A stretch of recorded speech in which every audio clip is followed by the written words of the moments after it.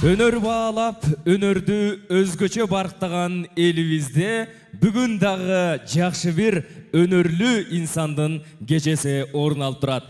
Арбаңыздар, ардактуу агайын туугандар, кутмандуу кушубак күнүңүздөр менен.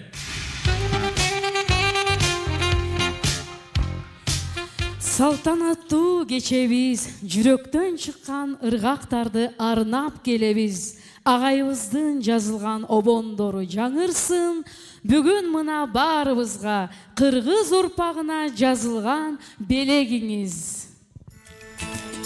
Ыргагынак күүгө жакын элибизде дайыма мына ушундай ырыш кооздору музыканы өзгөчө барктап, баалап, аны кадырлап турган инсандар арбын чыккан. Ошол улуу жолду улай бүгүн дагы өзүнүн чыгармаларын азын оолак журтка арнап берсем деп, отчет катары сиздерге тартуулаганы турат. Албетте, ардактуу меймандар, кадырлуу коноктор, обончу Орозбай Жолдошовдун «Капаста булбул сайрабайт» аттуу 40 жылдык чыгармачылык кечесине кош келиңиздер. Кош келиңиздер. Кеп эмес, акча, мандат, байлык баары.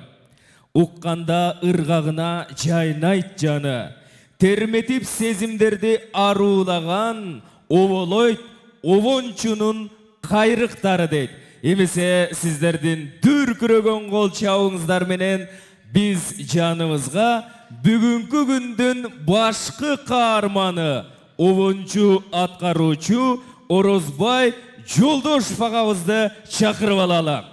Келиңиз. Açtın gündülük defteri, ötkün gündü men esledim. Ah çirkin olup sezimde. Ушул жашка чейин музыканын жүгүн арттынып, өнөрдүн арабасын сүйрөп, аккордеонун колуна кармап алып, кыргыз музыкасына салым кошсон деп, далай-далай, даван-даван ашууларды ашып, ушул өнөрдүн, жаратмандыктын ысык суугуна күйүп тоңуп келе жаткан инсан. Албетте, ошол чыгармачылык жолдун жыйынтыгы бүгүнкүдөй жакшынакай кечеге келип такалып турат. Эмесе, урматтуу меймандар, кадырлуу коноктор, ушул 40 жылдык чыгармачылык кечени ачып берүү үчүн бул жака биз Кыргыз Республикасынын эл артисти, айтылуу обончу, белгилүү композитор, профессор Атайбек Бөдөшов агайыбызды чакырып алалы. Колдоп коштоп турабыз, келиңиз агайын. Жана ошондой эле Рыспай Абдыкадыров атындагы Республикалык коомдук фондун координатору, СССР маданиятынын отличниги Чынар Эргешова эжекебизди дагы чакырып алалы. Келиңиз.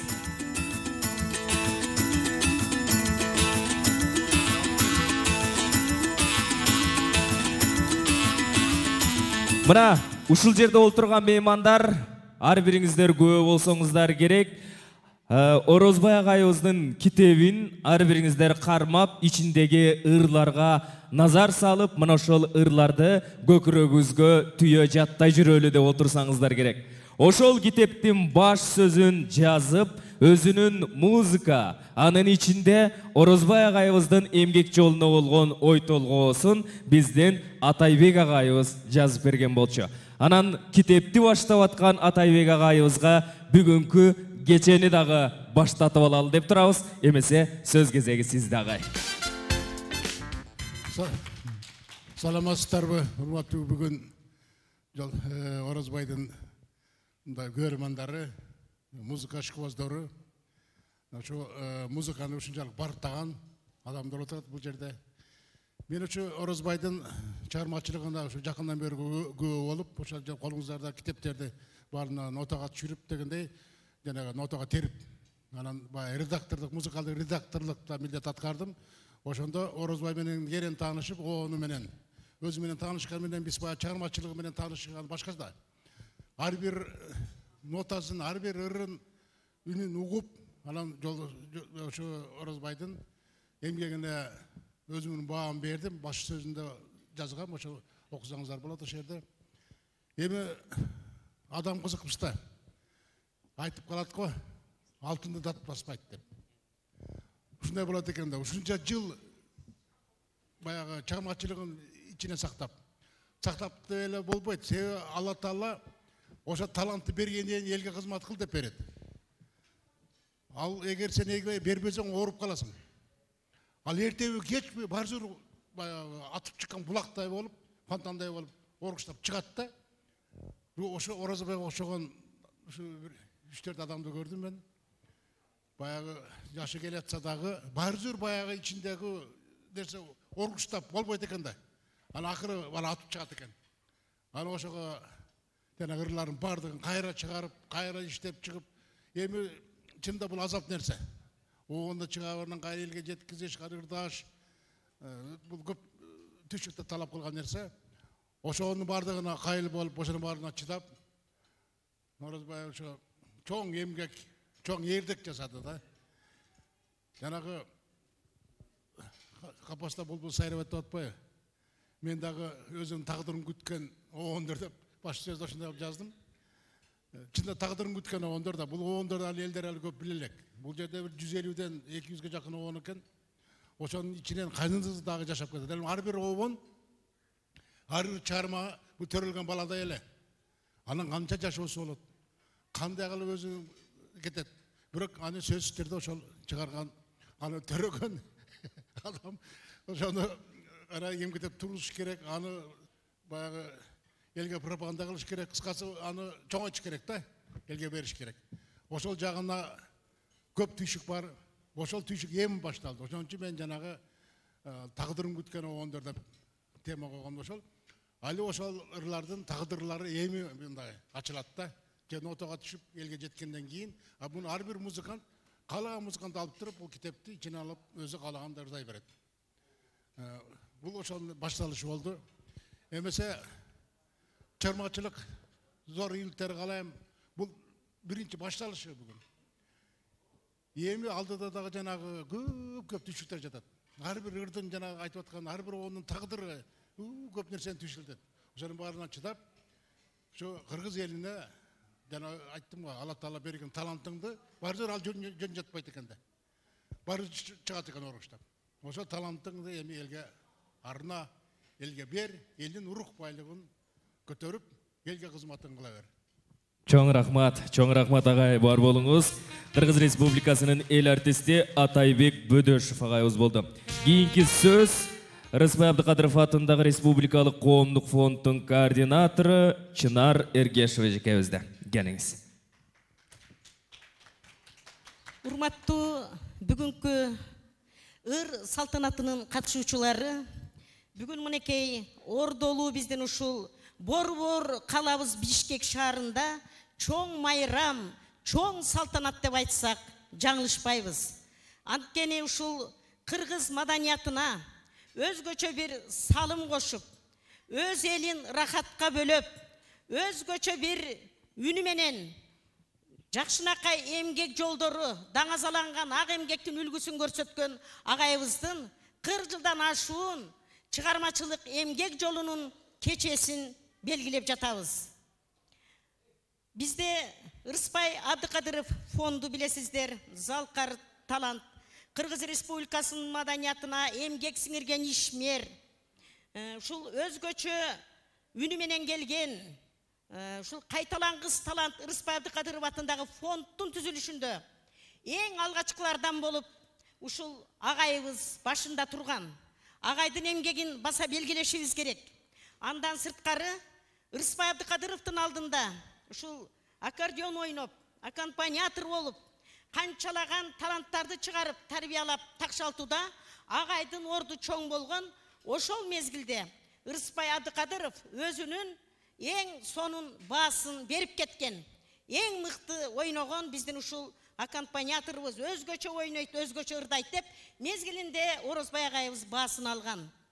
Мынекей көп жылдардан бери агай эмгектерди жасап, далай-далай обондорду жаратып, ушул кыргыз маданиятынын казынасын толтуруп, калкыбызга элибиздин ушул маданиятын көтөрүүдө эбегейсиз чоң эмгекти өтөп келди. Агайыбыз өтө жөнөкөй, Жолдошбай Орозов агайыбыз андай даңазалана бергенди жактыра бербеген.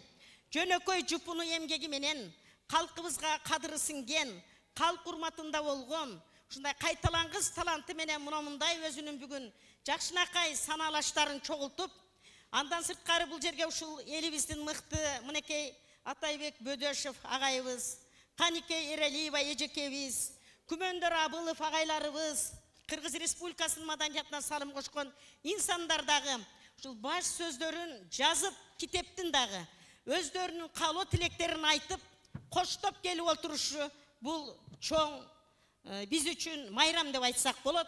Агайларыбызга дагы рахмат, ушундай таланттарды коштоп, алакалаш болуп, көмүскөдө жаткан, көрүнбөй жаткан биздин ушул таланттарыбызга мынантип жардам берип, көп иштерди жасап жаткан.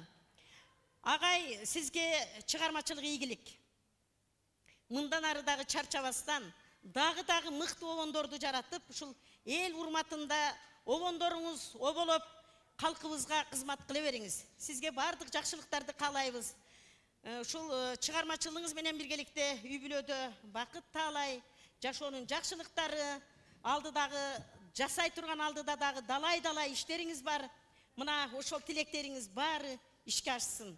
Сизде ушул чын дилден биздин Ырысбай Абдыкадыров атындагы республикалык коомдун атынан, ушул Абдыкадыров атындагы республикалык коомдун директору Мокеев Улан Мамасалиевичтин атынан куттуктап кетүүгө уруксат этиңиз. Анан сизге ушул биздин фонддон Залкар талант Рыспай Абдыкадыровдун 80 жылдыгынын алкагында мына ушундай өзүнүн өзгөчөлөнгөн өнөрү менен келип, кыргыз элинин маданиятына кошкон зор салым үчүн Рыспай Абдыкадыров атындагы коомдук фонддун ардак грамотасы менен Жолдошев Орозбай агайыбыз сыйланат. Кол чабуулар болсун. Рыспай Абдыкадыров атындагы коомдук фонддун директору Мокеев Улан Мамасалиевич. Рыспай Абдыкадыров атындагы коомдук фонддун ардак грамотасы. Кол чабуулар болсун.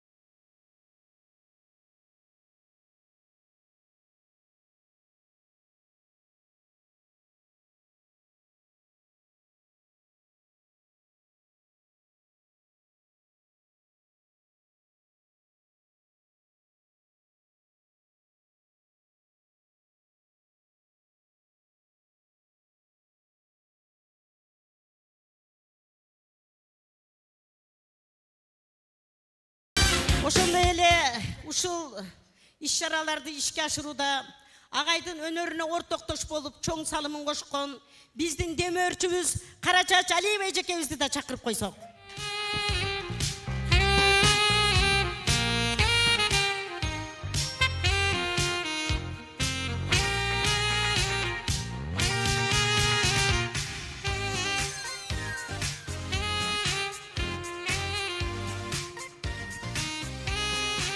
Улуу таланттын белеги, Атайбек Бөдөшевдин белеги Орозбай агайыбызга. Бул үчүн да бир кол чаап коюңуздар.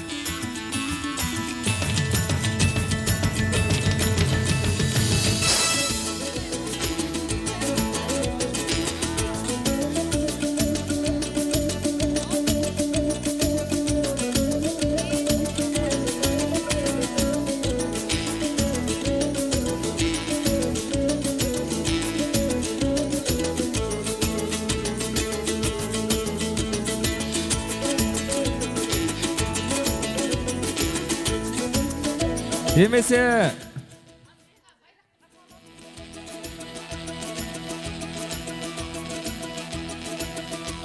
мына жерден ушул Кыргыз Республикасынын маданиятына өзгөчө салым кошкон көптөгөн жылдардан бери ушул биздин маданият казынабызды байытып, мына ушундай өсүп келе жаткан муундарды тарбиялап, мынакей канча китептерди, канча макалаларды жазып, агай чыгарып турат. Биз тынбай окуп турабыз агай сизди.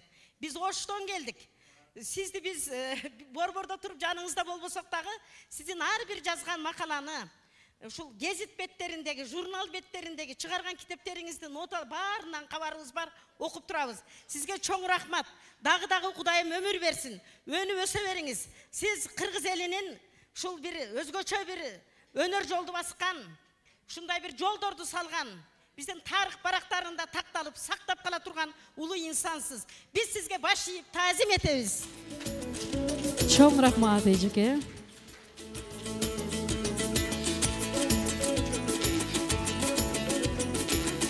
Ошондой эле бүгүнкү ушул биздин кече салтанатка ушул Кыргыз Республикасынын маданиятына салым кошкон, анан кийин ушундай сөз казынасын казып чыккан, сөзү менен кошо ушул тарбиялык таасири терең болгон, өтө нарыктуу, өтө барктуу биздин күмөндөр агайыбыз дагы олтурат. Агайыбызга дагы ак калпакты кийгизип, ак тилегибизди арнап койсок. Баракелди. Оштон келген калпактар бир келгенде бардык таланттардын көңүлүн алып кетели деп эжекебиз жакшы маанай менен келген экен. Чоң рахмат, чоң рахмат. Ошондой эле Канеке эжебиз биздин эжеке, сизге дагы терең ыраазычылыгыбызды айтабыз. Канча жылдардан бери сиз ушул кыргыз маданиятын казып, казык болуп келе жаткан кыргыздын чыгаан аялдарынан, айымдарынан болуп келе жатасыз. Сизге мындан ары дагы чыгармачылык, ийгилик, үнүңүз өчпөсүн. Сизди биз эфирлерден дайыма, жаныңыздан жолушканда сахналардан күтө беребиз. Чарчабай алаканыбызды чаба бериңиз, чаба беребиз. Бар болсун сиздей кыргызымдын эжелери. Чоң рахмат. Бар болуңуздар. Белек бүтелеге окшойт, Эми мына жерде ушул биздин сиңдерибиз Санкт-Петербургтан келген Айша Алтай деген айымыбыз бар. Эми белектер кичинекей болсо дагы биздин жүрөктөр, биздин көңүлдөр, биздин силерге болгон каалоо тилектер өтө бийик. Андыктан рахмат, атарытып, жол карытып келип биздин бүгүнкү иш чарага салым кошуп, дегеле биздин кыргыз маданиятын колдоп, Рыспай Абдыкадыров фондун колдоп биз менен алакалаш болуп мынантип ак тилектерди айтып келгениңерге терең ыраазычылык айтабыз. Ошондой эле ушул сөздүн алдынан айтып коюшум керек.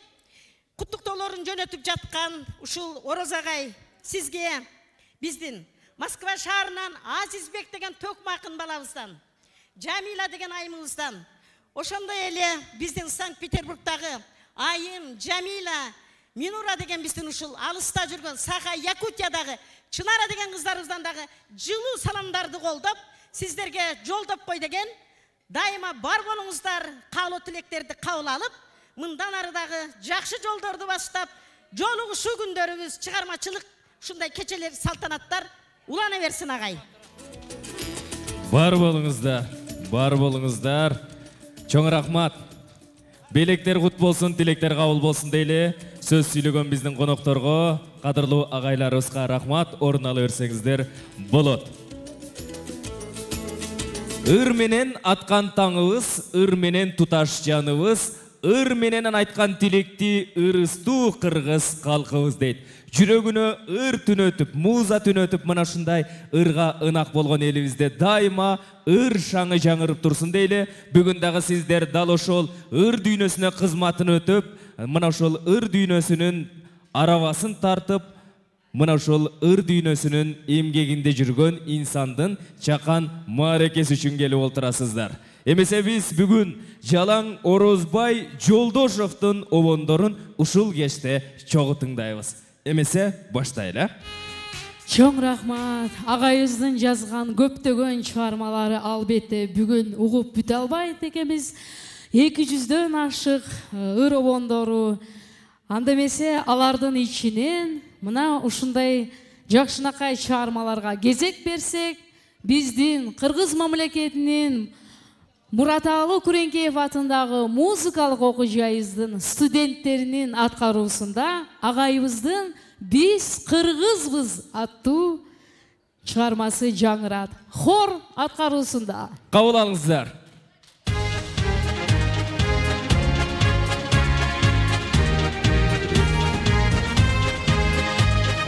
Biz kızbız bir atadan törülgün, karanlıkta oktay bolup çalandan. Biz kurmancan dakkanenin urpağı, ölüm gıda dike garip duraldan. Biz kurmancan dakkanenin urpağı, ölüm gıda dike garip duraldan.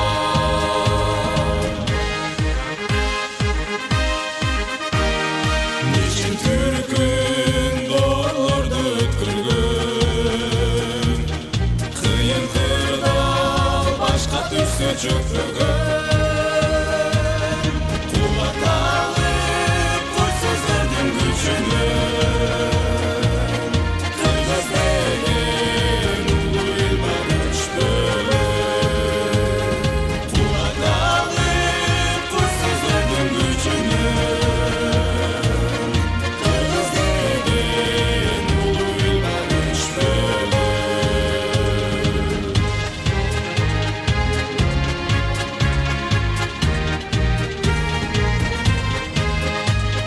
Biyikteki çoban sımal canabız, bütününü biz karadağlarız.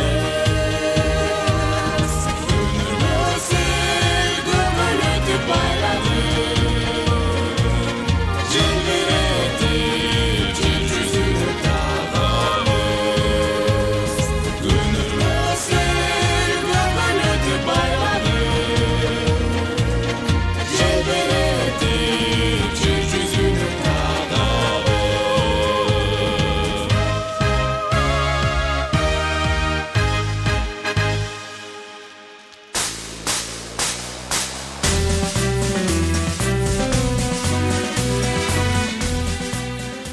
Бақтыгүл Құрманалиеваның сөзіне жазылған Орозбай Жолдошбаевтың «Біз қырғызбыз» аттуу кереметері Мұраталы Күреңкеев атындағы музыкалық оқу жайдың студенттерінің атқарысында жаңырды.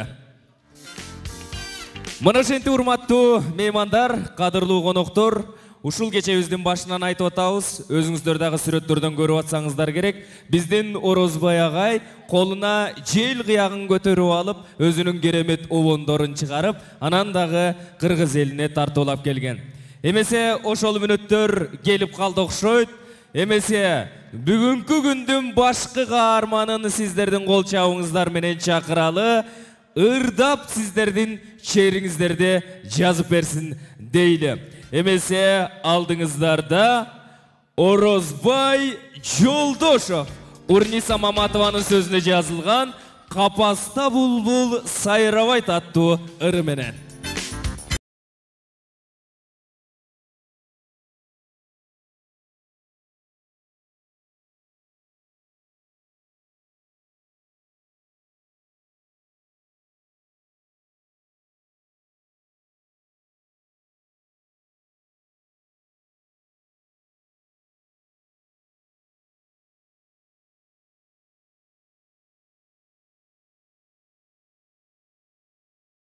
Бұл шығармалар бір топ жыл болды. Бұл «Қапаста бұлбұл сайрабайт» деген шығарма мен бір аяшкан бар эле, Ырыспай деген.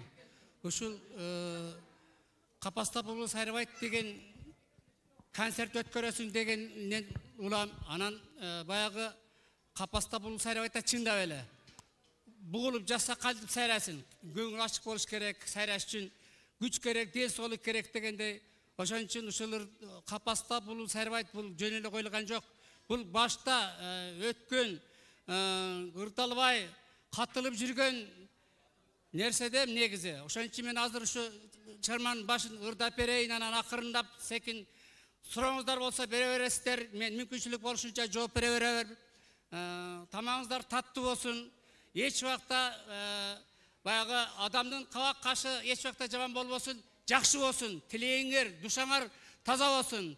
Еміңер, емне қаласаңар ошол, тілейіңерге жетшіңер де мен қалап, азыр Қапаста бұлбұл сайрабайт деген шығарманы ырдесте қатары тартылып қойын.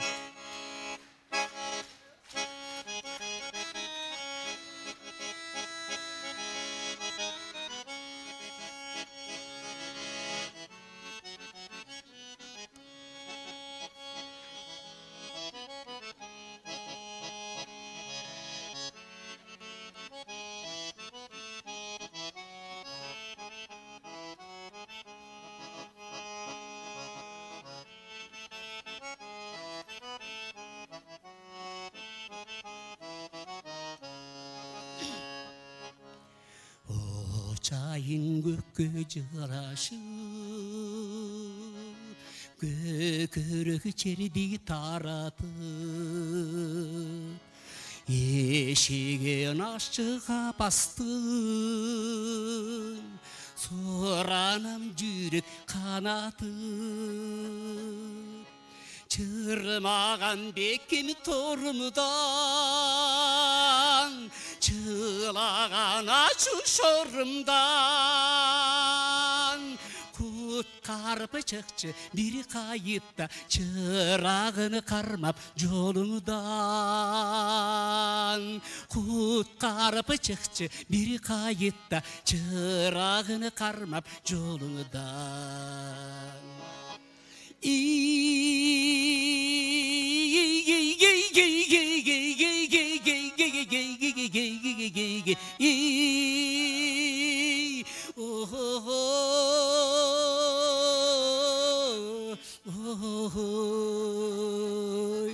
Kutkarıp çıkçı bir kayıtta Çırağını karmap yolumdan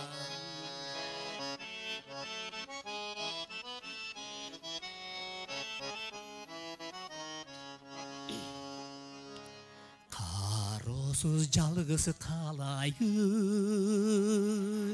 Махаббат отқа жанайын Азаны ұшыдырымдың Арманын ырдап алайын Мекендеген сепі қанатын Жалы бұртап барат жан отын Жазығыны қайсы жаратқанна айықпай қойды жараттан Жазығыны қайсы жаратқанна айықпай қойды жараттан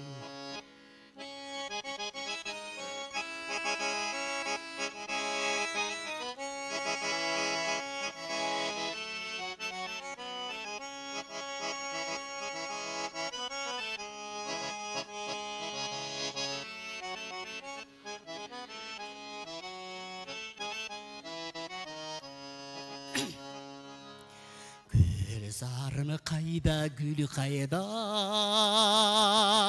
Gülü tınşar gümüşün kayda Tutulup gülüm aysıstın Tumçuğup baran bul cayda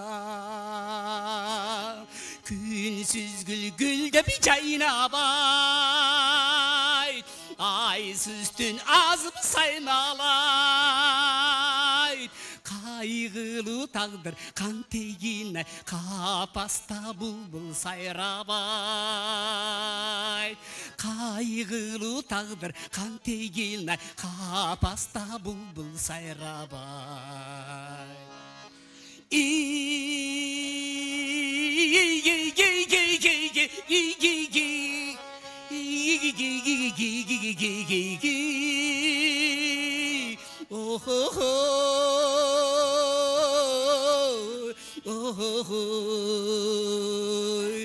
Kaygılı tağdır kan tegine Kapasta bulbul sayrabay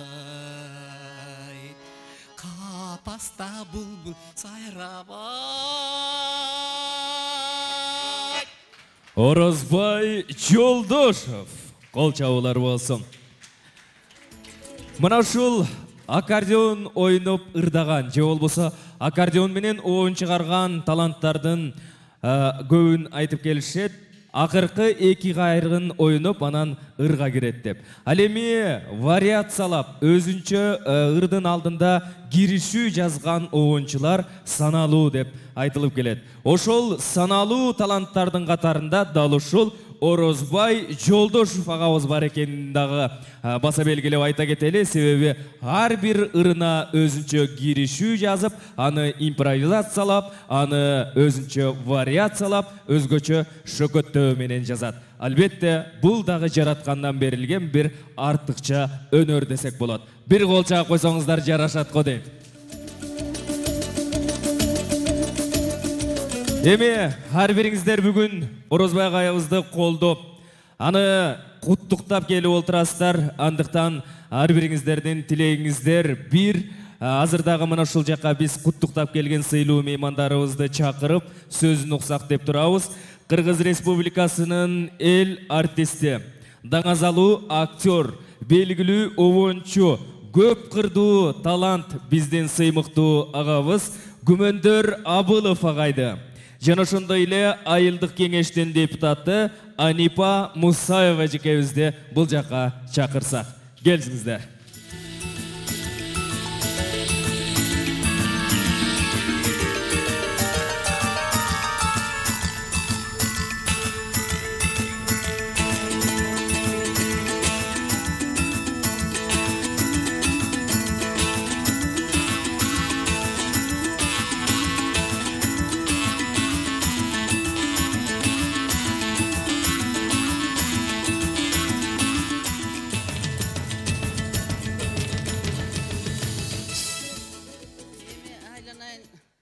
Орозбай Жолдошовдун 40 жылдык чыгармачылык кечесине чогулуп атабыз. Айланайындар, баарыбыз ушу баланы угуп атабыз. Бул баланын обончу жана акын экенин билип атабыз. Сага узун өмүр каалайбыз. Ырдын пири Ырыспай демекчи, Ырыспайдын ырларын ырдайт.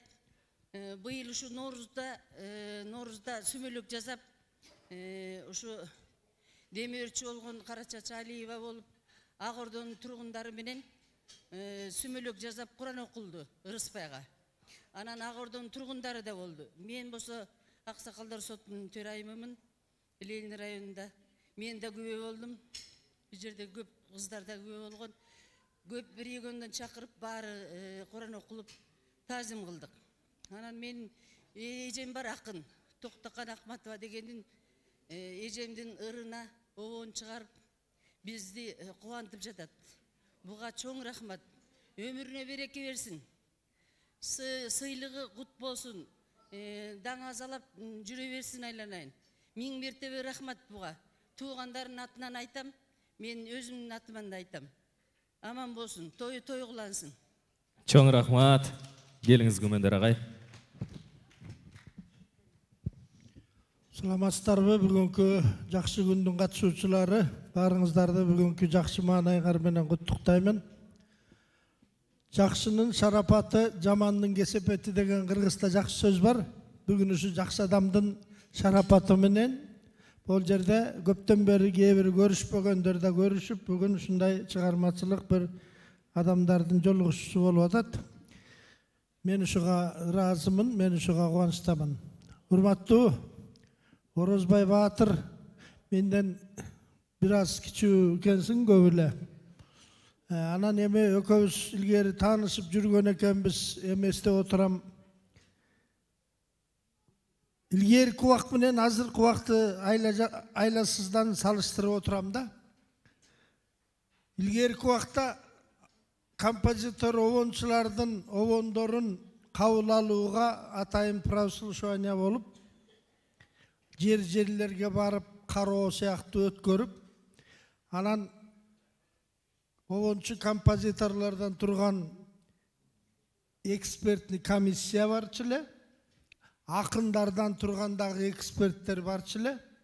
Ошолор кабыл алчу. Ар бир обончудан 3төн обондон ашык кабыл алчу эмес агесте. 3төн обонуңарды алып келгиле деп нотасы менен түшүрүп алып барып, сөзүн жазып алып барып берип, анан аткаруучубуз менен даярданып барып, анан ошо угузчу элек. Анан ошол жерден анан отуруп алышып, ар кимиси өзү бааларын коюп, бул обонун өзбектерге окшошуп калыптыр. Бул обонун кыргызча жыттанбай атат. Бул обонун жакшы экен, бул обонуңдун сөзү туура эмес экен, бул обонуңдун сөзүнүн идеясы туура эмес экен деп, ар кандай замечанияларды айтып, оңдоо, түстө деп ошондой кылып кеңештерин берип кетчиле. Кабыл алган обондорубузга аябай сүйүнчү элек. 120 сом болду экен же 180 беле айтор ушундай сүйүнч акчасын кошо берчүле. Анан дипломдор менен, грамоталар менен сыйлачу элек. Ошол кештин жакшы жери сендей болгон 40 жыл көмүскөдө капаста жүргөн адамдардын обондору азыркы убакка чейин чыкпай жүрчү эмес да, бирин экин чыгып калчу.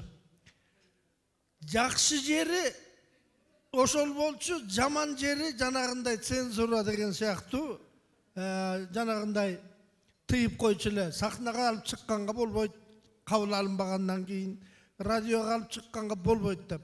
Азыркы убактын жакшы жери каалаган обончу каалаган обонун каалаган күнү каалаган кишисине ырдатып, каалаган сахнадан, каалаган каналдан чыга алышат да. Ушул жери жакшы. Анан сенин темаң дагы ушу аябай мындай табышмактуу, кызыктыруучу тема экен концертиңдин. Капаста булбул сайрабайт деп. Мен айтар элем, капастан деле булбул сайрайт, бирок капастагыдай сайрайт деп айтар элем да. Анан ырларыңдын мааниси, мен эртеден бери китебиңди барактап отурам. Тексти жакшы тандайт экенсиң, жакшы акындардын маанилүү тексттерин алган экенсиң. Эми ырларыңды дагы угам.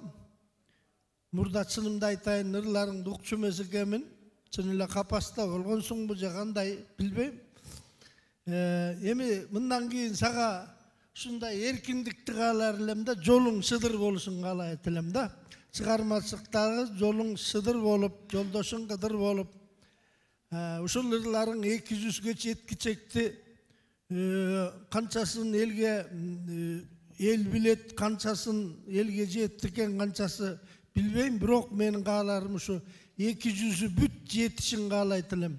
Баланын туулганына эмес, турганына сүйүн дегендей, жанагы Атайбек жесте айтып кетти го, бул деле баладай болот деп. Ар бир ырың баладай болот деген аябай кошуламын.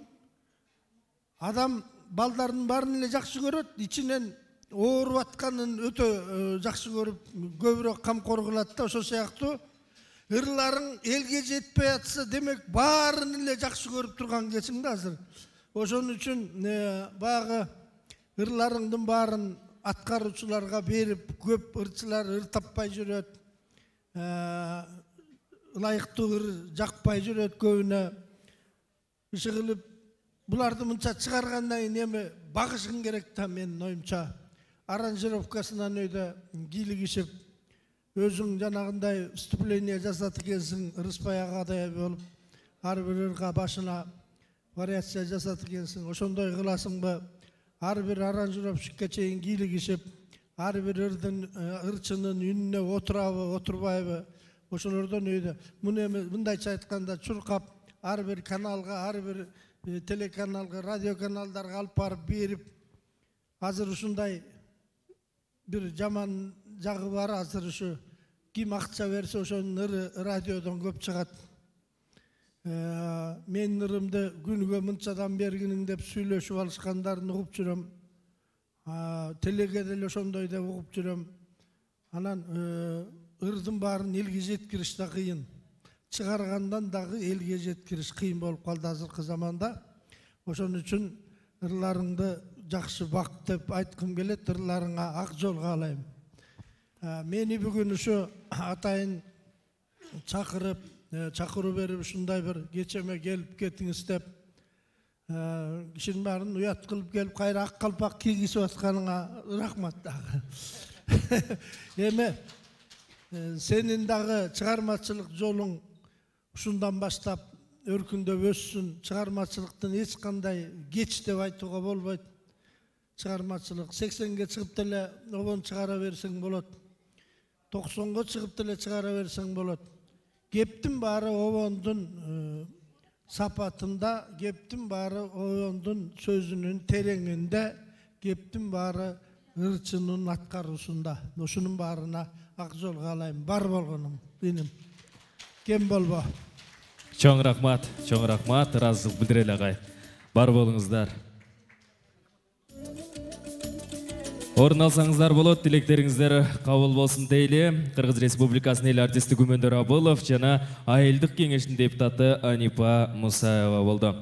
Эмесе урматтуу меймандар, кадырлуу коноктор, мына ушул куттуктоодон кийин атайын сиздерге деп арналган Орозбай Жолдошовдун обондорунан түзүлгөн концерттик программабызды баштайбыз. Бул концерттик программанын башын Даңазалуу ырчы дейли. Белгилүү обончу, айтылуу композитор, Кыргыз Республикасынын эл артисти Каныкей Эралиева баштап берет. Гүлзат Жусупакунованын сөзүнө жазылган Орозбай Жолдошовдун «Апама» аттуу ыры менен алдыңыздарда.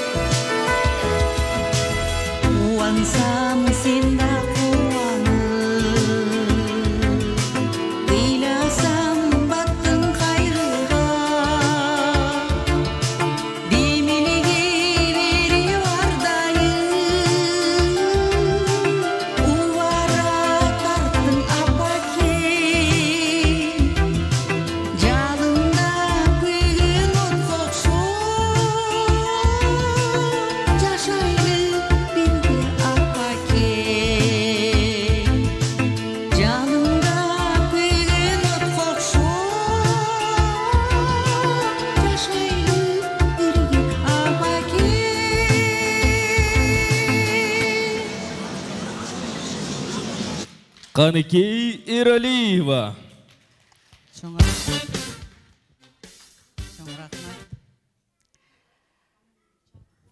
Тазагүл Закированын сөзүнө жазылган Орозбай Жолдошовдун «Боз торгойум» аттуу ыры. Каныкей Эралиеванын аткаруусунда.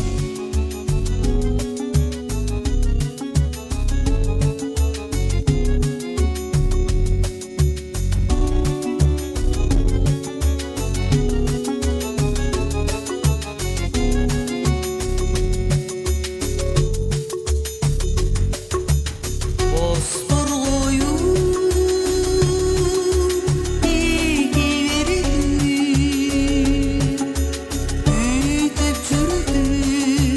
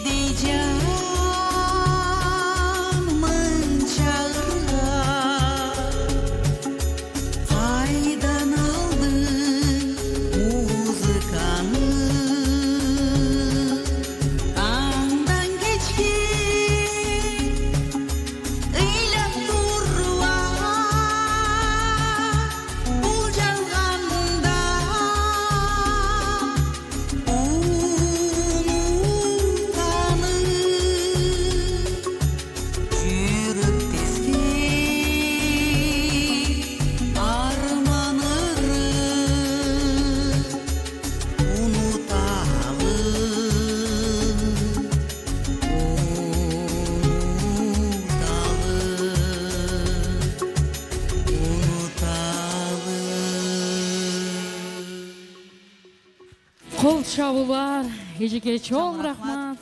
Кыргыз Республикасынын эл артисти Каныкей Эралиева эжекебиз болду. Чоң рахмат. Рахмат. Орозбайга чыгармачылык ийгилик каалайбыз.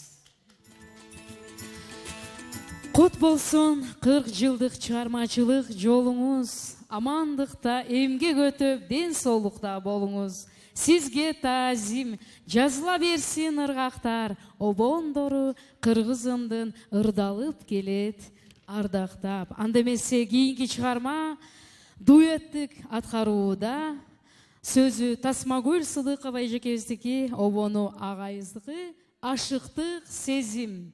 Аткаруучулар Карачач Алиева эжекебиз жана ошондой эле Орозбай Жолдошев агайыбыз. Айтыш.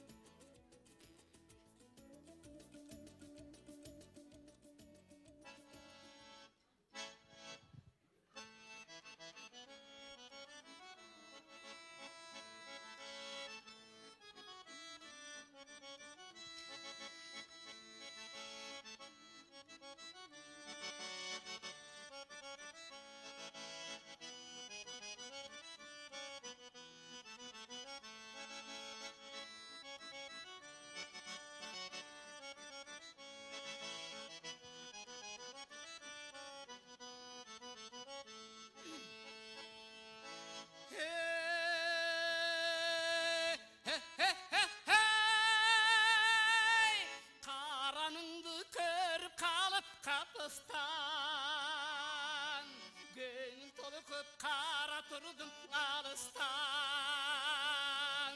Bar baylığın özün bolucu suranan. Makul desen gönlünde bolaşan. Bar baylığın özün bolucu suranan. Makul desen gönlünde bolaşan.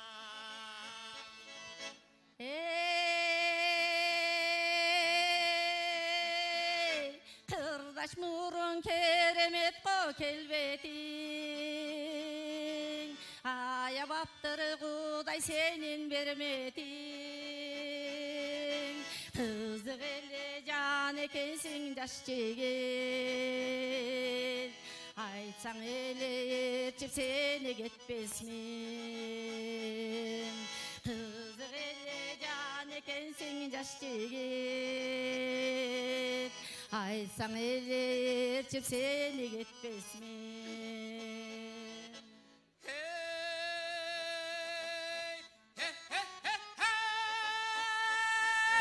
Acarına aydın nurun telegin.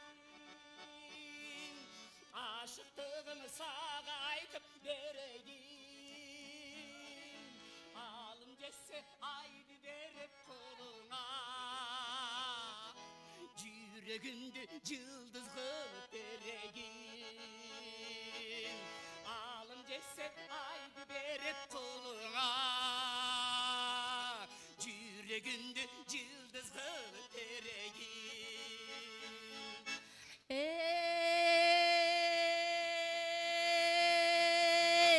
Koy jaşigi çürөгүмдү козгобо. Sүйүн айтып жан дүйнөмдү боздотпо. Көздөрүңдөн көрүп турам бардыгын. Көңүл менен сен анчалык ойнобо. Көздөрүңдөн көрүп турам бардыгын. Көңүл менен сен анчалык ойнобо.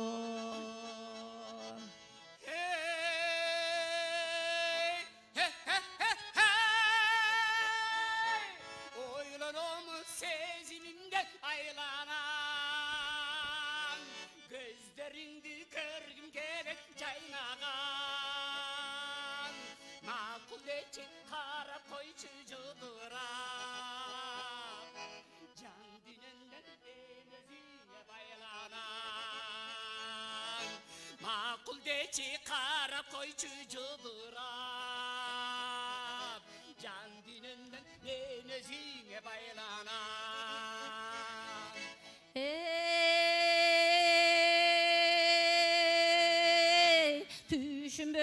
Düşünbödüm ayttanın Keregine ak suyunun başkanın Keremettü sezdim tursa ortodo Çeçimimde makılmın dev aytamın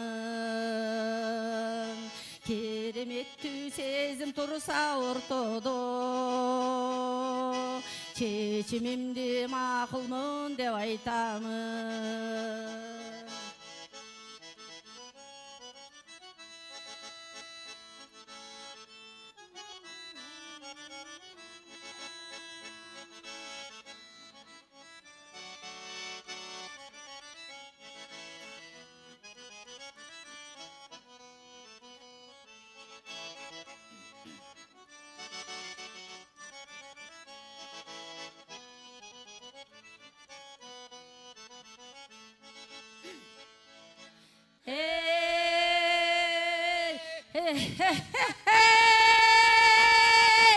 Bir yaşap bir basalı ömürdü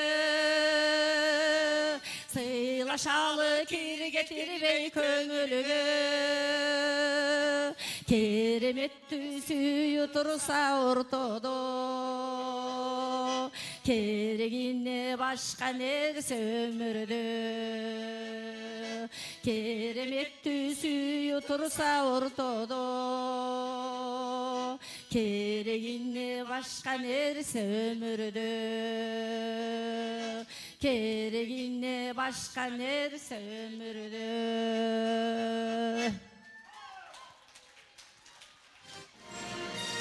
Орозбай Жолдошев жана Карачач Алиева Ашыктык сезим кол чабуулар болсун. Эмесе кийинки аткаруучуну чакыралы. Саламат Жыртаковдун сөзүнө жазылган Орозбай Жолдошевдун Арзуулар болот аргандай аттуу ыры менен Мээргүл Каримова кол чабуулар болсун.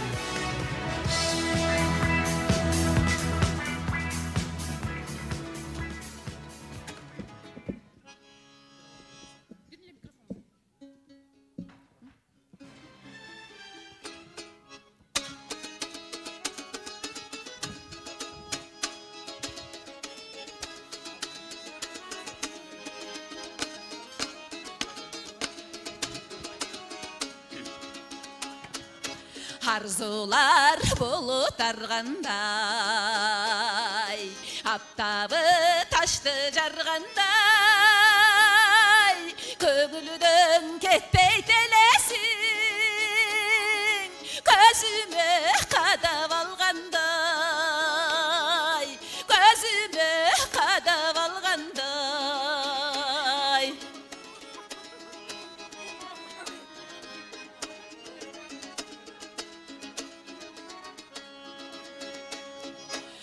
Düşensem engsem eçeni bir Tüngül bösümü dekenidir Türlönüp girip düşüme Tügayım bolu ve senicir Tügayım bolu ve senicir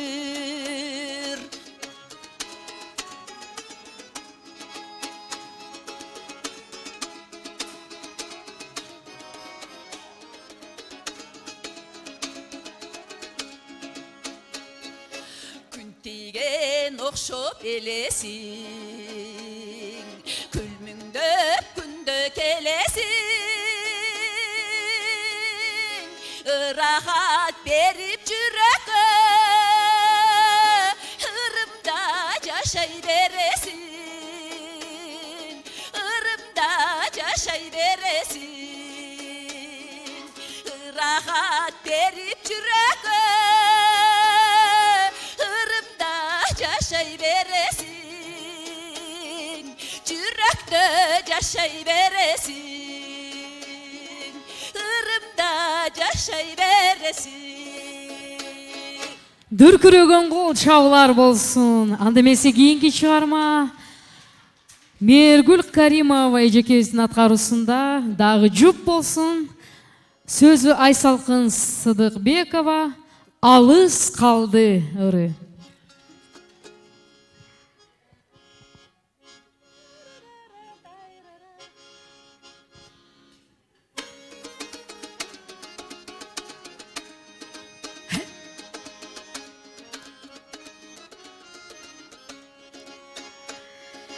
Кызык болчу жашты күндүн барысы, жылдыз эле кариктериден жанышы, сүйүлөрдү түшүнүшүп көз менен, сезип турчу жүрөктөрдүн кагышы, ишеничи бекем эле максатын, жолубуздун туура болчу багыты.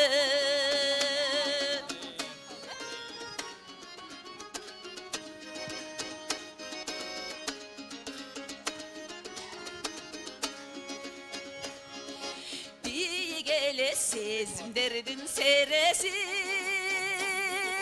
кыялданып кызык өтчү сейилдер,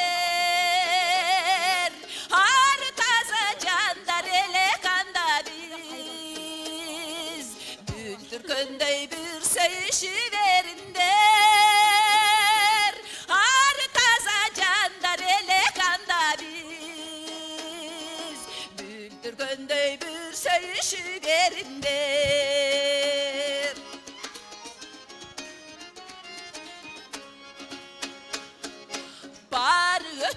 Aylar öttü, jıl öttü, estelikке aylanıştı al günüdür, tügayların tap ketti akkular, aydın kölde жалғыз kaldı üstün köl, alыс жақта aydın köl, alыс жақта kaldı bizden aydın köl, alыс жақта kaldı bizden aydın köl. Hep bali kol çabуулар болсун. Чоң рахмат эжеке сизге. Анда эмесе кийинки жакшы ырга кезек берсек чыгарма сөзү Айбарчын Сыдыкова эжекебиздики, обону Орозбай Жолдошев агайыбыздыкы, аткаруучу Карачаш Алиева эже. Жашагым келет, жашагым.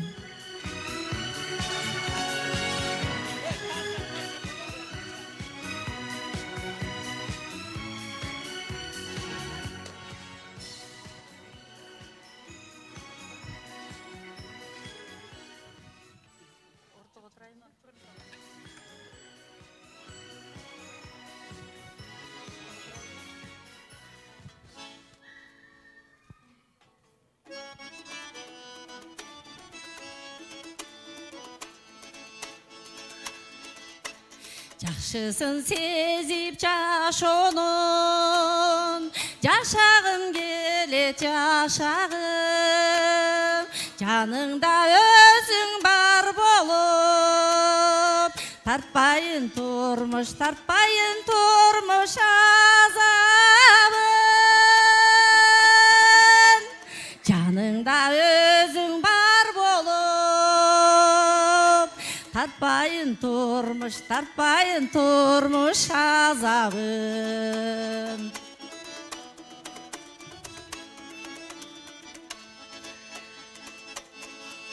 Шаңына бөлі өмірді, жашыртат жарқын көлімді, жашайлы жалын барында, жақсы күн елеп төріңді, жашайлы жалын барында, жақсы күн елеп төріңді.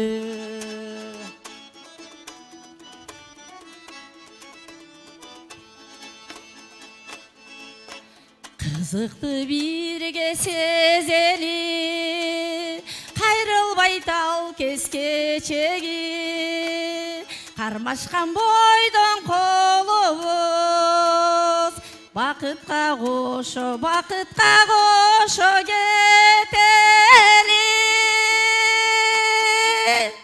Қармашқан бойдың қолыбыз, бақытқа қошо кетели. Бақытқа қошо кетели.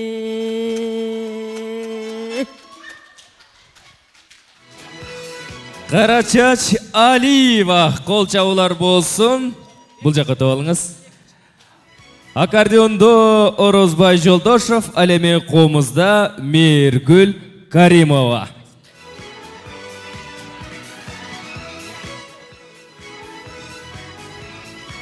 Чоң рахмат айталы, разышылық білдірелі. Емесі урматтуу меймандар, Орозбай ағайыбызды құттықтап Қырғызстандың чартарауынан келіп отқан өнер иелері бар. Азыр алдыңыздарға қадимки өрік зарлуу Баткенден келген ырчы эжекелерибиз чакыралы деп турабыз. Мурас тобу сиздер үчүн Элиза Садыбакас кызынын сөзүнө жазылган Орозбай Жолдошовдун «Бир бололу» деген ырын аткарып берет. Кол жабылыңыз.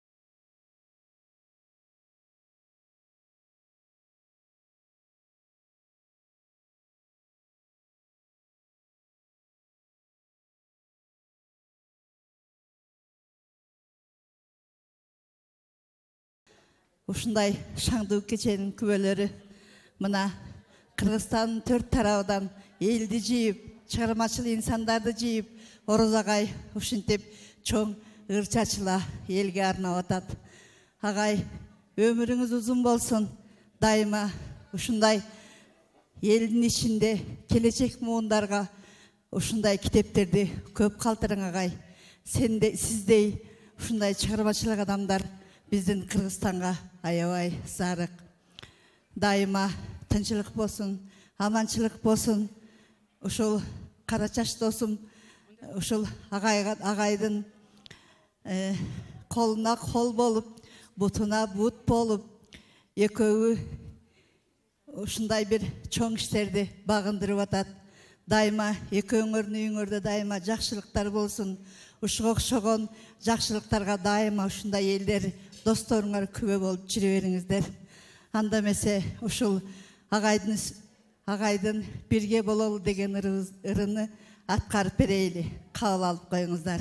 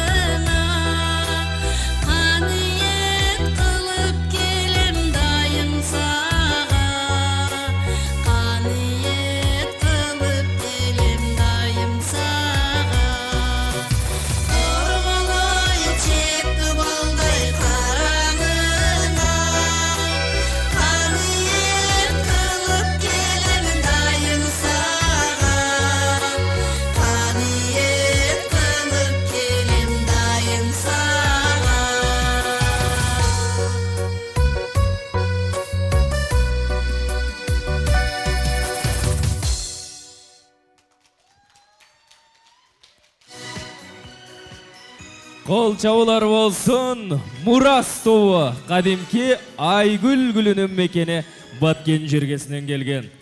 Эмесе кийинки аткаруучуну чакыралы. Бактыгүл Курманалиеванын сөзүнө жазылган Орозбай Жолдошовдун «Эх турмуш» аттуу ыры менен Светлана Урмолдоева алдыңыздарда. Рахмат.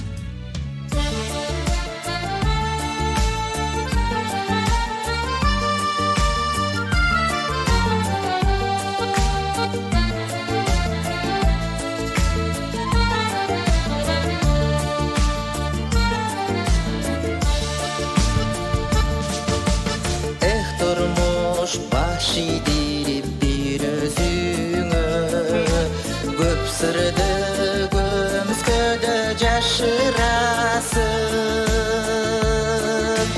Totaştı ayalamdı asman жерди Barısın kuçağına batırasın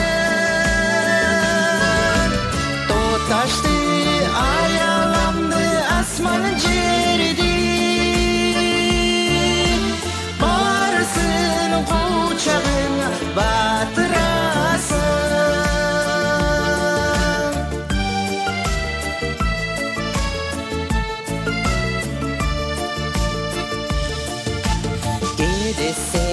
Aldastatıp süyündösün Gedesen kapiletten büyündösün Padişah kayırçının başını yiyip Barısın bir özün cügündösün Padişah kayırçının başını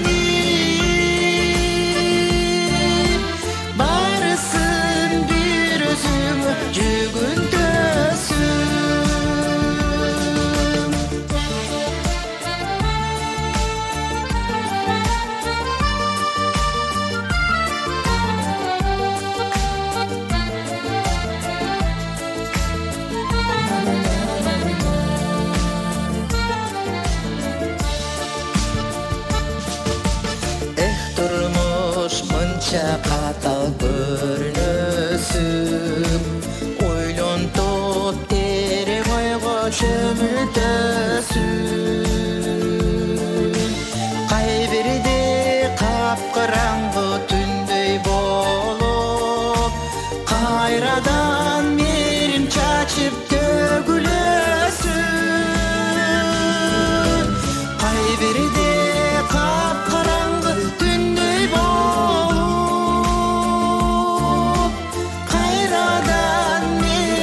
Açıp dökülösün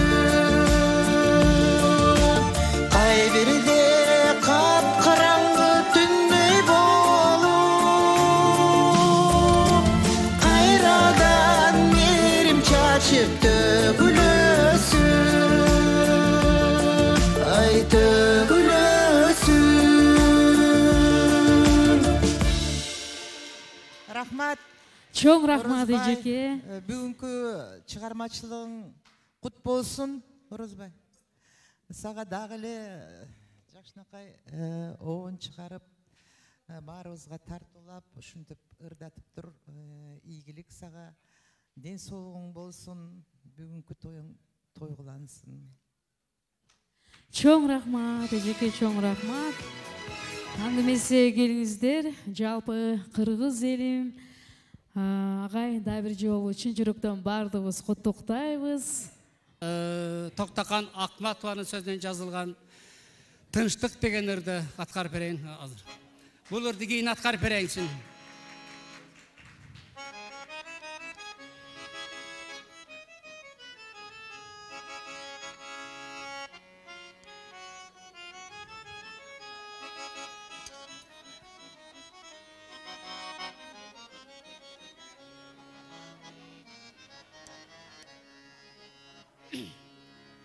Тынчтык деп укканымда сүйгөн эгемин Тынчтыктын жолун тосуп жүгүрөмүн. Бап эстеп бала мүңдү эркелетип, тынчтыкка башын тийип жүгүнөмүн. Бап эстеп бала мүңдү эркелетип, тынчтыкка башын тийип жүгүнөмүн. Тынчтыкка башын тийип жүгүнөмүн,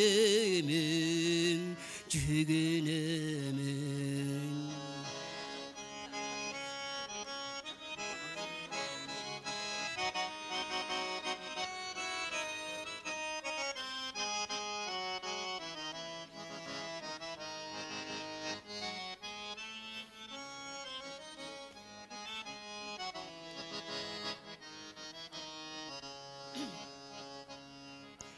Тынчтыктын окулукта аты сонун, дүйнөгө тынч жаша деп сунат колун.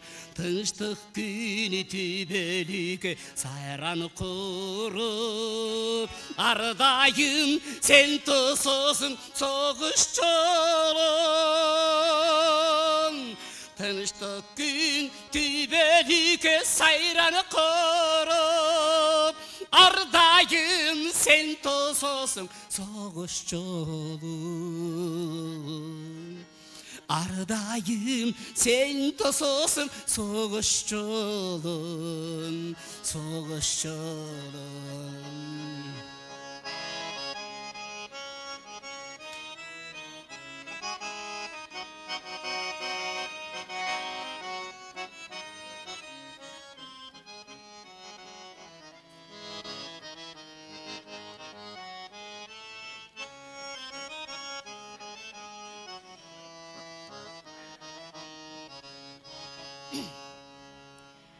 Тынчтыктын ар бир күйдө куту болгон, тынчтык деп сүйлөгөндө ооз толгон. Эл журтум тынчтык күндө жашасын деп, ичиндер мекен үчүн курман болгон.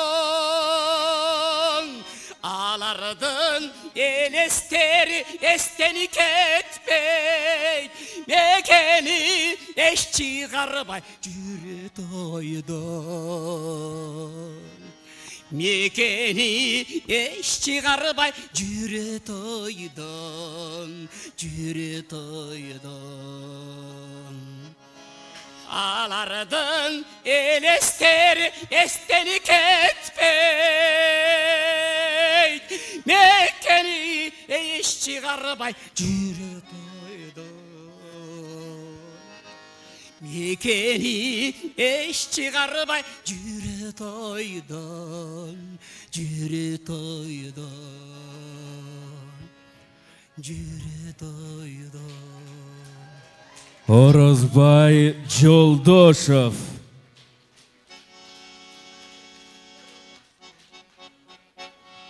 Азыр Элмира Кежекенин сөзүнө жазылган өк сүтөм өчпөс от болуп деген чыгарманы аткарып берейин.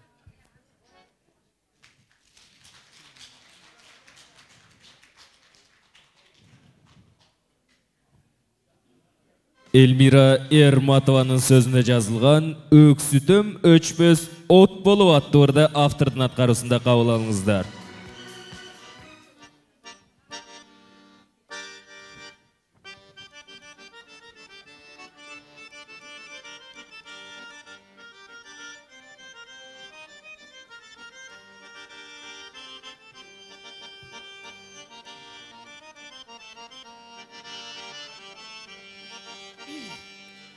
Oyumdan gitme sır bulup,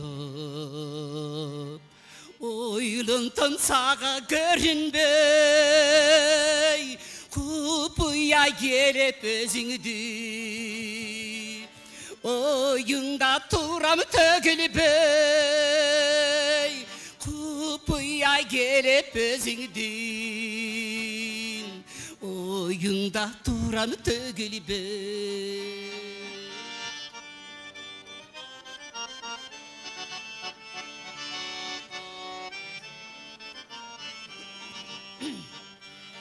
Есіңнен шықпас сыр болып, еңсеттен саға көрінбей, бірікпей тағдыр тұрса да, еркіңнен ешбір бөлінбей, бірікпей тағдыр тұрса да, еркіңнен ешбір бөлінбей.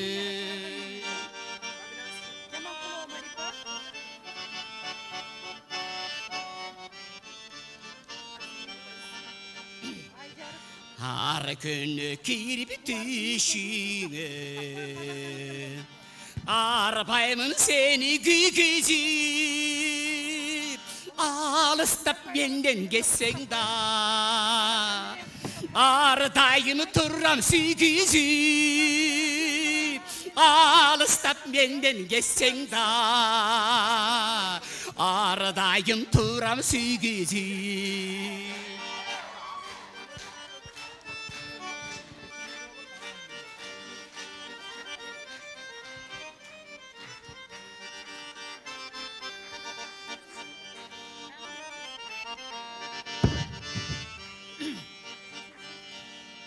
Özünden takar belini be, dilinde yaşaymır bolup, ömürleş bolboy kalsan da, öksüten meşbes ot bolup,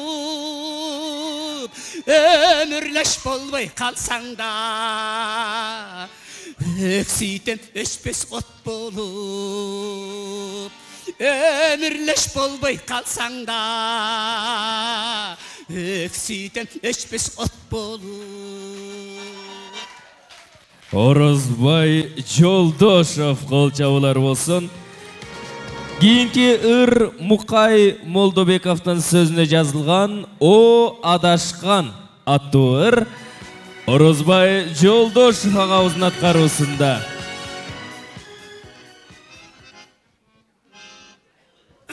Әрбірді атқарыш өзінше оңайға тұрбайды екен.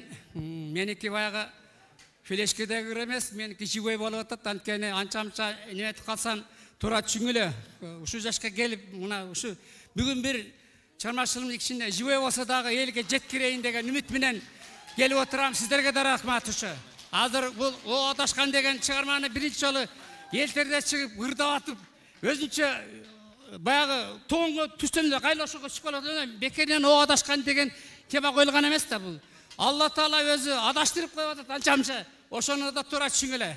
Адаша жүрүп акыры табышып атабыз, таап атабыз акыры. Автор ордумуздан туруп койсоңуз бир элге көрүнүп. Автору Мукай Молдобаев. Сөздүн автору. Обонун жазган мен.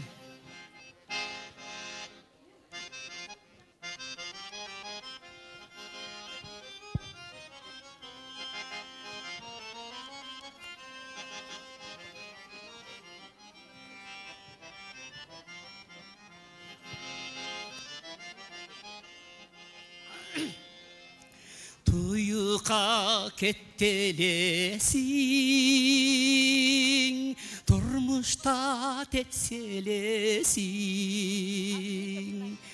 Akılga kalçayalı bay, aytkandın ketken eşin.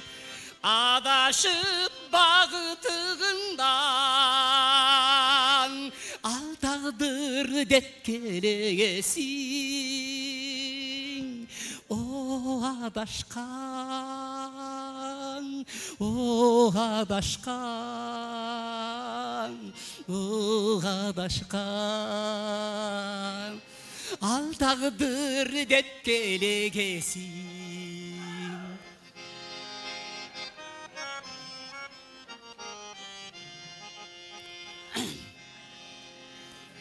Öldürüp uğtulasın, atılgan ok bolusun. Az gündük ömüründe aç bolup tok bolusun. Kayrılabay kubak ötek, kaçan seni toktulusun. O adaşkan, o adaşkan, o adaşkan, kaçan seni toktulusun.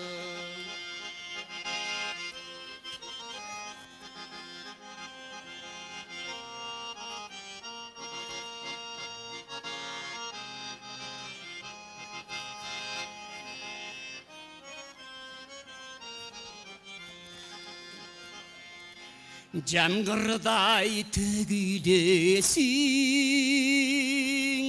yaşoda günesin. Çalıkkan karan boğulup, çancıldı görünesin. Tosalabay gacalandın, tobundan bölünegesin. O adaşkan, o adaşkan, o adaşkan, tobundan bölünegesin.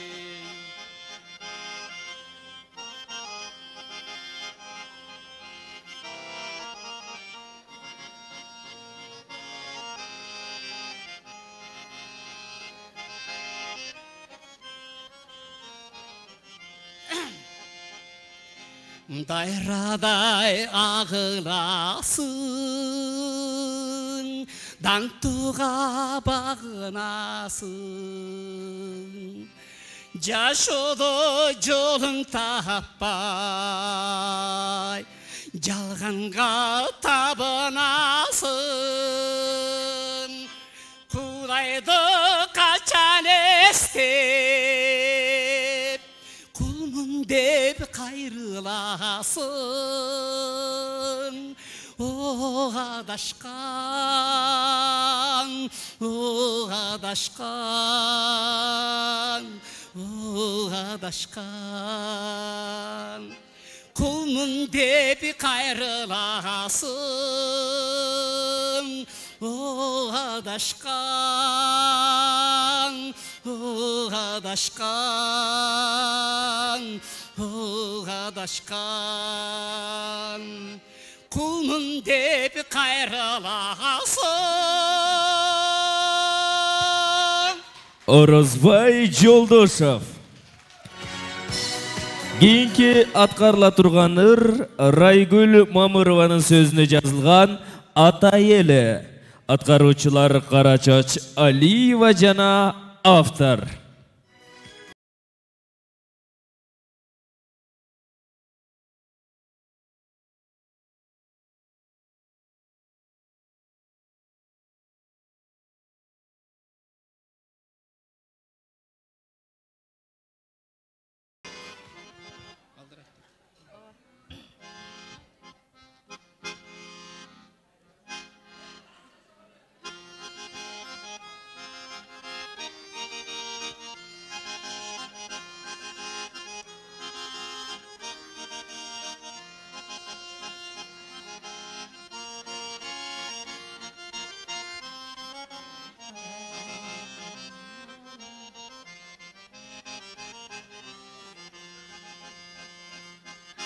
Ошол кез жадыраган жаз айылы,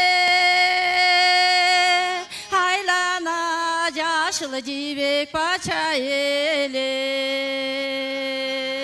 Анда мен ак көйнөгүм желбиретип, алдыңдан баскан элем ата эле. Анда мен ақ көйнөгім желбіретіп, алдыңдан басқан елім ата елім. Есімден мен ошында қачан елім, ылдитан өйді бара жатқан елім.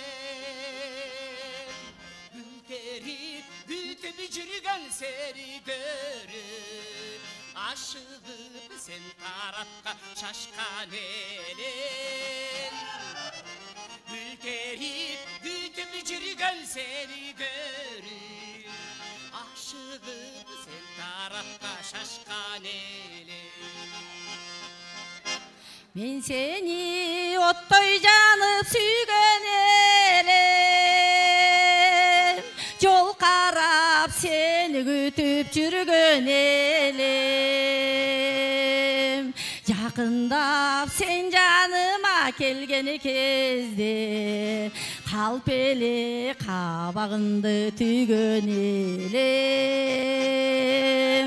Жақындап сен жаныма келгеніңде, қалп еле қабағынды түйген елім. Мен seni güterimde bilgen elim, yaktırıp men de seni жүрген elim. Жерітікітеп қабақ çıtıp қалғаныңда, жылмайып миығымдан күлген elim. Жерітікітеп қабақ çıtıp қалғаныңda, жылмайып миығымдан күлген elim.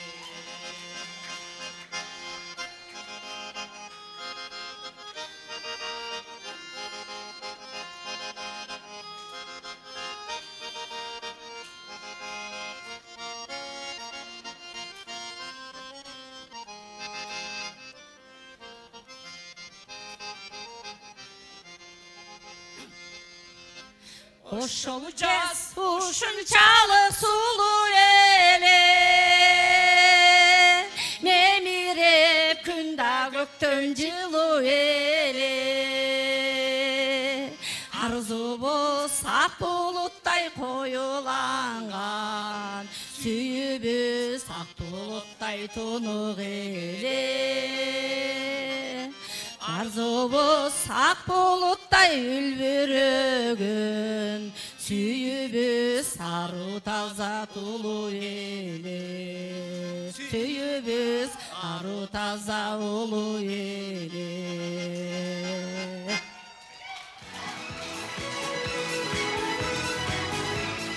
Қол шабуулар эжеке агай, чоң рахмат сиздерге.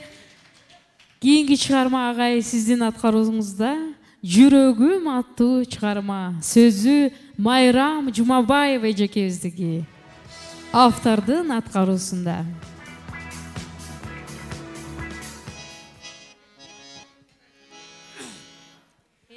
Ар бириңиздерде жүрөк бар, жүрөк назик болот, жүрөк ыйлайт, жүрөк сыздайт.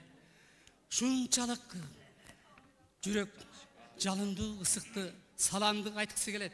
Анын сыгарындай бул сөзүн автору Майрам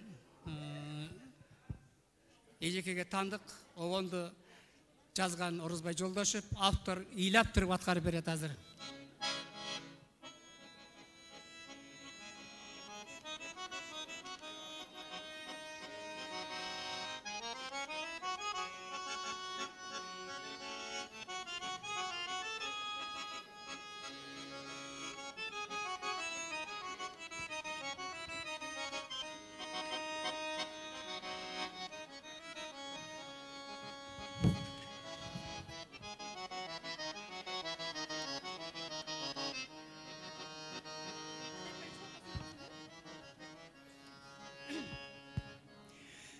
Dönümden soru alıp жүрөгүм,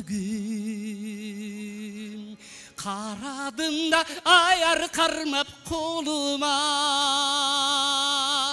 Жаның сүйөр, жан шеригиңи тапкын деп.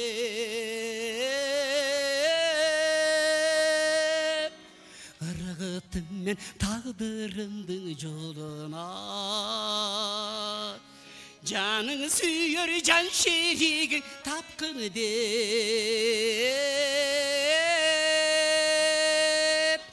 ыргытым мен тагдырымдын жолуна.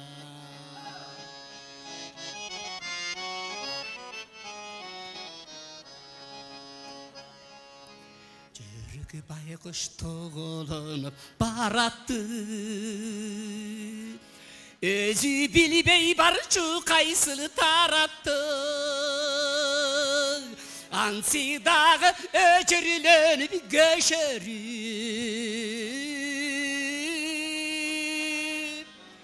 тагдырынан өз талайын талашты. Ансы дагы өчүрүлөнүп көшөрүп,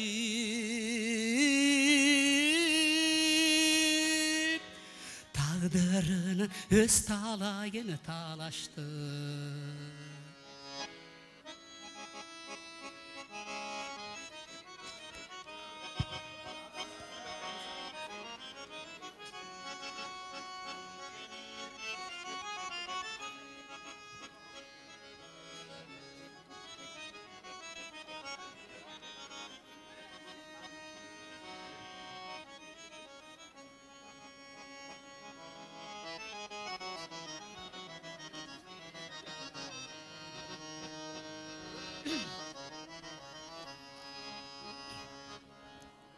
Olotulup aylabaçı жүрегім, unutulар ubayındı günlerin, ulutodan sügünür çaçırap,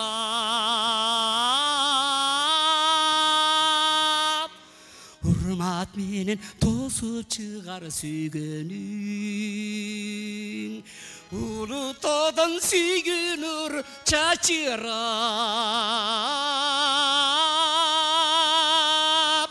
hurmat menen tosup çıgar sügünün.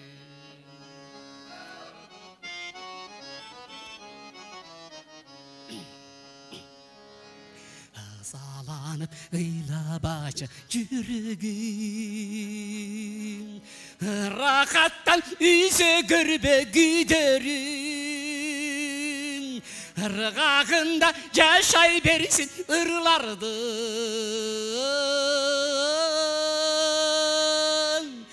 Izat menen kütüp alar sügünün, ırgağında yaşay bersin ırlardın. Izat menen kütüp alar sügünün, Izat menen kütüp alar sügünün. Орозбай Жолдошов, кол чабуулар болсун. Кол чабуулар болсун.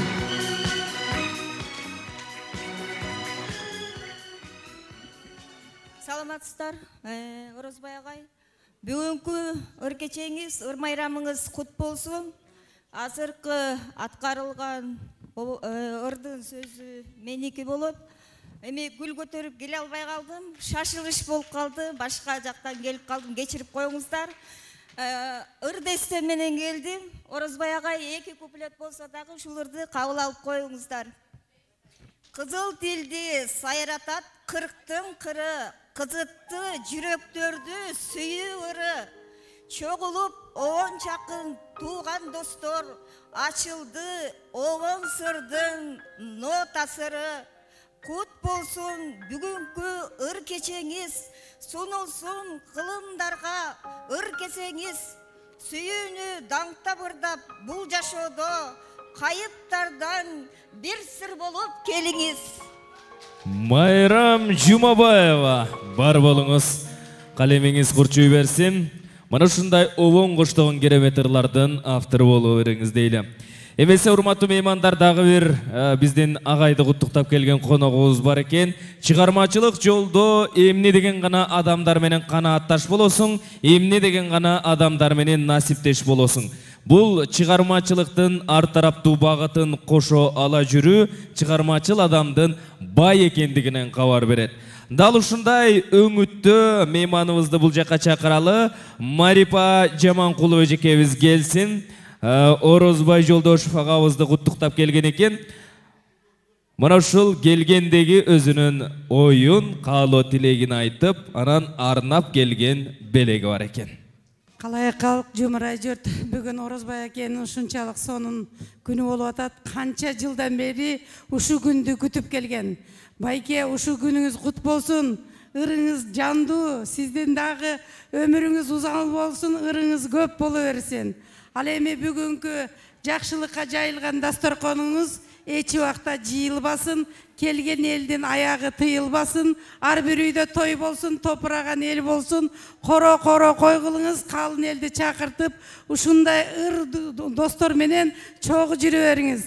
Ал эми биздин 7 дубандан келген коноктор жалпы барыңыздарга ден соолук, ишиңизге ийгилик, чыгармачылык дайыма өсө өнө берсин. Ал эми мен Карачач эжени бул жака чакырып койсок, Байкеге жалпы коллектив менен кошумчабызды берип койгонбуз. Ал эми Карачач эжени бул жака чакырып койсоңуздар, музыканын коштоосу менен.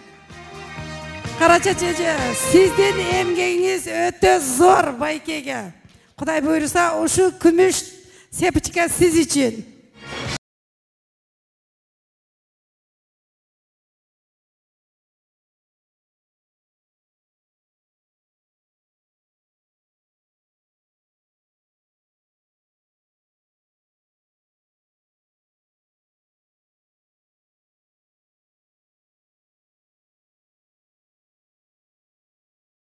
Чыгармачылык, ийгилик Байке, бар болуңуз. Чоң рахмат Марипа Жаманкулова эжекебизге ыраазычылык билдирели. Эми биз алдыңыздарга кайрадан Карачач Алиев эжекени чакыралы, жана бүгүнкү күндүн башкы каарманын чакыралы. Бир чыгынсак концерттик программабыздын соңуна чыгып кете тургандай азганакай убактыбыз калды. Андыктан сиздер дагы бүгүнкү күндүн башкы каармандарына өзгөчө кол чаап коштоп дем берип отуруңуздар. Азыр Токтокан Акматованын сөзүнө жазылган Орозбай Жолдошовдун Көңүл аттуу ырын угасыздар Карачач Алиеванын аткаруусунда. Жашоонун билгин кадырын аттуу ырын угасыздар Карачач Алиеванын аткаруусунда.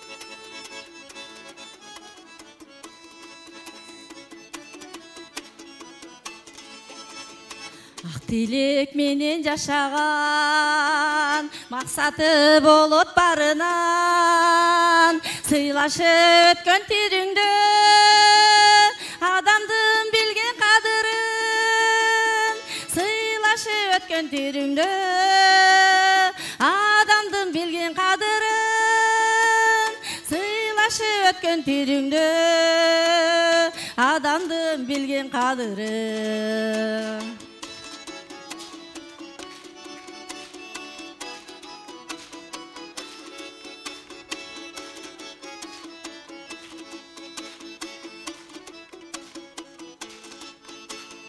Жер бети жазда жаңырат, токтобой өмүр агылат, жашоонун билген кадырын көз жумсаң кайдан табылат, жашоонун билген кадырын көз жумсаң кайдан табылат, жашоонун билген кадырын көз жумсаң кайдан табылат.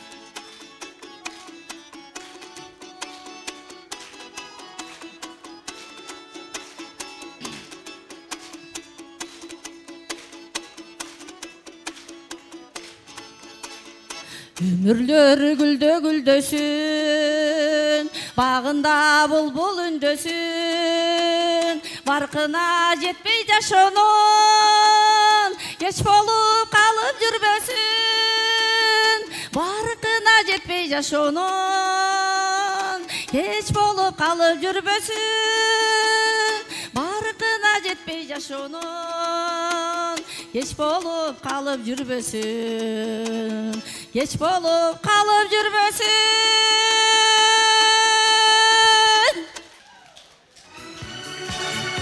Чоң рахмат.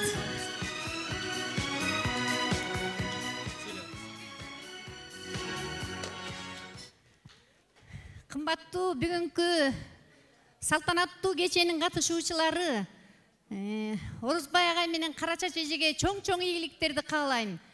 Жолдору ачык болсун. Бир эки куплет ыр жазып келдим эле. Ошону арнап айтып коеюн.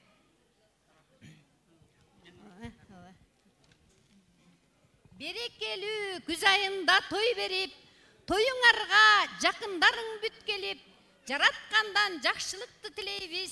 Демиңерге дагы күч берип, камалбасын булбул куштар капаска, гүлүк чыгат саяпкери таптаса, обондору уккулукту укмуштай, Орозбайды жарашат комактаса, ак жамгырдай төгүлсө экен талантың, канча ырга жанды салып жараттың, эл журтуңа эмгегиңди арнасаң, ырларыңды өз ээлери табатчын, жакшы күндөр көп болсо экен бүтпөгөн, катыштардан мамилени үзбөгөн, Кара Чачка зор ийгилик каалаймын, бекем болсун ак үйүңөр түптөгөн.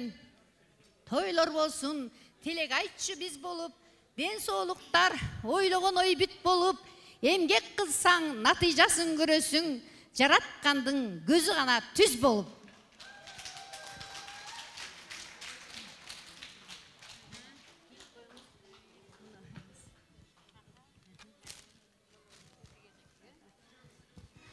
Чоң рахмат, жалпы элибизге чоң рахмат айтабыз. Агайыбыздын ушул бүгүнкү чыгармачылык концертиңиз кут болсун. Жана ошондой эле жыйынтыктоо алдында сиздердин алдыңыздарга Кыргыз мамлекеттик Мураталы Күреңкеев атындагы музыкалык окуу жайыбыздын студент балдар кыздарыбызды чакырмакчыбыз. Вокалдык ансамблдын аткаруусунда сөзү Райкүл Мамырова, обону Орозбай Жолдошов агайыбыз.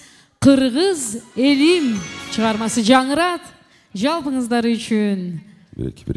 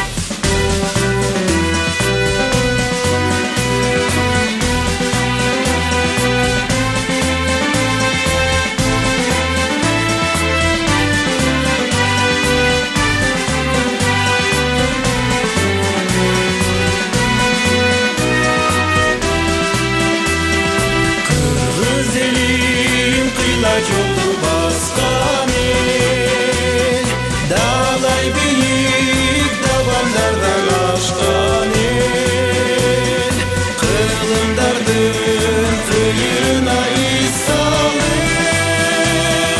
өз тарихын ташқа чекіп жазған ел, қылымдардың қиырына із салып, өз тарихын ташқа чекіп жазған ел, қылымдардың қиырына із салып, өз тарихын ташқа чегіп жазған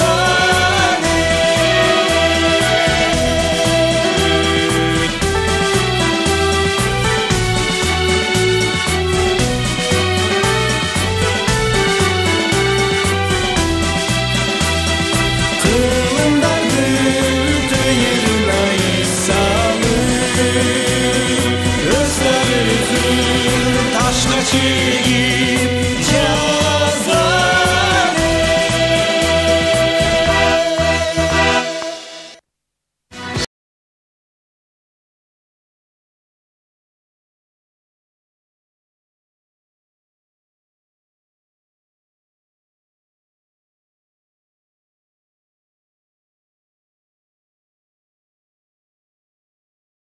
Айтқан кеңеш. Ырында нарқын айтып, салтын айтып, урпақа ыры менен айтқан керез дейді. Мына ушундай ырғағына көгө жақын еліміз аруақта өнөргө өзгөчө көңіл бұруп, өнөрлүү адамдарды, таланттуу адамдарды дайыма колдоп келген екен. Таланты менен ел болот, талпынған елге тең болот, өнөрү менен ел болот, өнүккөн елге тең болот дейді. Эмесе, урматтуу меймандар, кадырлуу коноктор, обончу Орозбай Жолдошов агабыздын «Капаста булбул сайрабайт» аттуу 40 жылдык чыгармачылык кечесинин концерттик бөлүгү ушуну менен соңуна чыкты.